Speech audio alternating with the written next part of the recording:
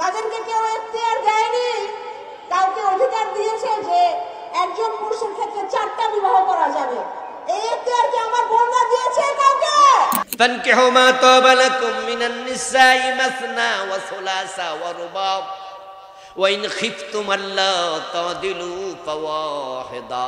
আল্লাহর ইসলাম কত সুন্দর, না বুঝে কথা কয় যে আল্লাহ 4 বিয়ের অনুমতি দিছে, এমন সমাজ আমরা চাই না।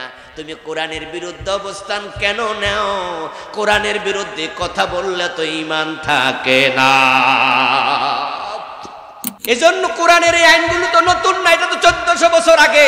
যেই মহিলা কয়দিন আগে কথা বললো, ওই মহিলা কি বাংলাদেশে দেখে না? এখানে আমরা কি 4 বিয়ে করে বসে আছি?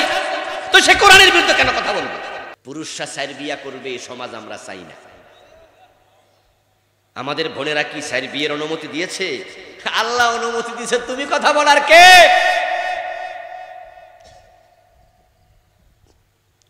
ইসলাম পুরুষকে 4 বিয়ের অধিকার দিয়ে নারীদেরকে ছোট করেনি।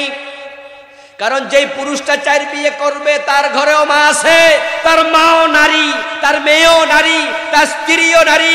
বরং ইসলাম আমাদেরকে 4 বিয়ের অনুমতি দিয়েছে এই কারণে যখন প্রয়োজন হয় তখন করবে, কিন্তু ইজমালি যা মনে চায় এভাবে নাকি শর্ত সাপেক্ষে। যেই আয়াতের মাঝে আল্লাহ তাআলা 4 বিয়ের কথা বলছে সেই আয়াতে তো শর্তটা দিয়েছে।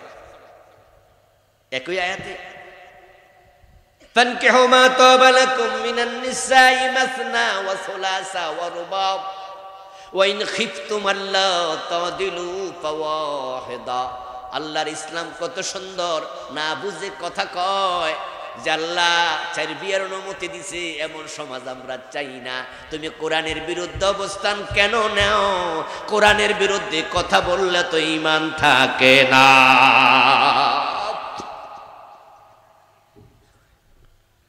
আল্লাহ বলছে পুরুষেরা তোমরা 2টা বিয়ে করো, 3টা করো, 4টা করো। আচ্ছা, আল্লাহ কোয়ার কারণে আমরা কি সবাই করে বয়ে রয়েছি?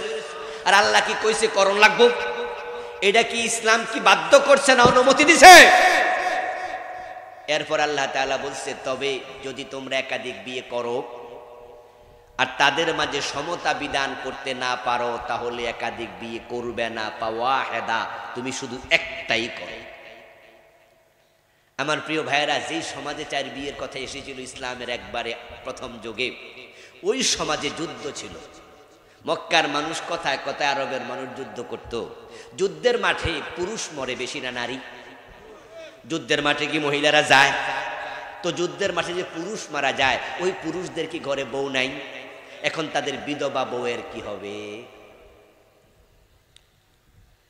আর পৃথিবীতে এমন যুদ্ধ তো হয়েছে যে যুদ্ধে 500 লোক, 300 লোক, 1000 লোক মরে গেছে, ওদের ঘরে তো বউ আছে। এখন যদি বিধবা গুলো বিয়ে না হয় তাহলে কি হবে? তারা তো জানাবে বিচার করবে, তারা তো অসহায় হয়ে যাবে। আজকের বাংলাদেশের দিকে তাকান। আমাদের বাংলাদেশের যে সমীক্ষা, সে সমীক্ষা হলো 16 কোটির উপরে মানুষ, সরকারি হিসাব, বাস্তবে আরো বেশি।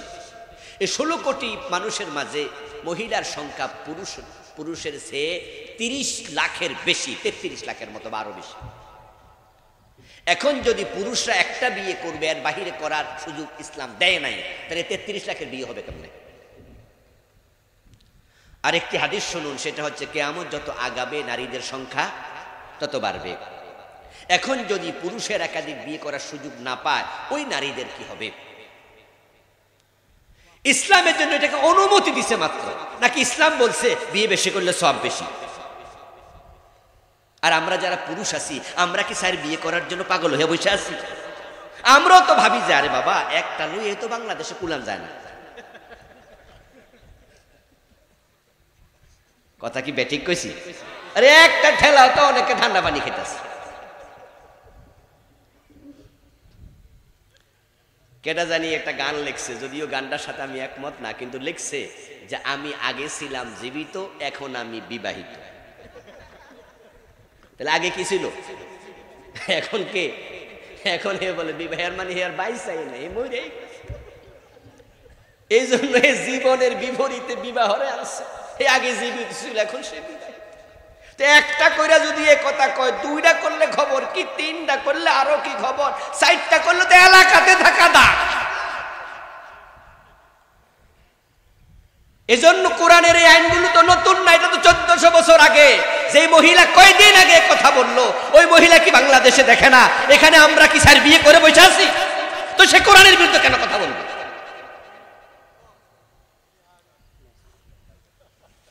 এটা বাংলাদেশের ট্রেডিশন হয়ে গেছে। যারাই একটু কোরআনের বিরুদ্ধে কথা বলে তারাই নিজের ভিআইপি মনে করে।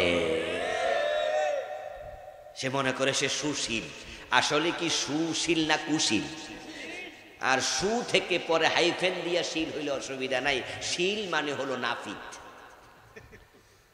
আর সু মানে ভালো নাফিত। পাবলিকের বগল কাছাইবো, আমাদের কি করার আছে?